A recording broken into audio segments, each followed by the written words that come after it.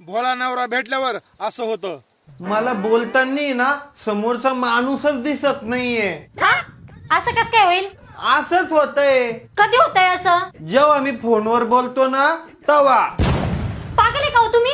जा गॅस भरून आणून द्या मला. कशाने भरून आणून देऊ? चिखलाने भरून आणून द्या. मग गॅस चालतो का? नाही जोरात पळतो.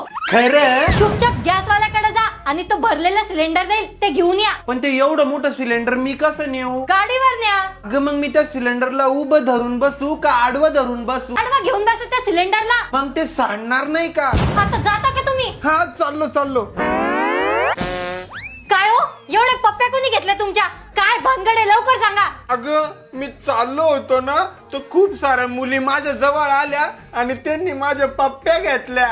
मी तर तुम्हाला आहे ना किती साधं भोळा समजत होती, पण तुमचा आहे ना चेहरा भोळा लपडी सोळा आहे. अगं तुझी शपथ मी ओळखत पण नाही त्या पोरींना. तुम्ही का शाहरुख खान आहे का सलमान खान आहे? त्या पोरी डायरेक्ट आल्या आणि तुमच्या पप्प्या घेतल्या. अगं ऐकून तर घे. मी असं चाललो होतो ना तर सिग्नल लागलं म्हणून मी सिग्नलला थांबलो. तर अशा खूप साऱ्या मुली माझ्या जवळ आल्या, माझी अशी पप्पी घेतली उम्मा, उम्मा, उम्मा, आणि अशी टाळी वाजवली आणि म्हणे ऐ चिकने चल पैसे निकाल.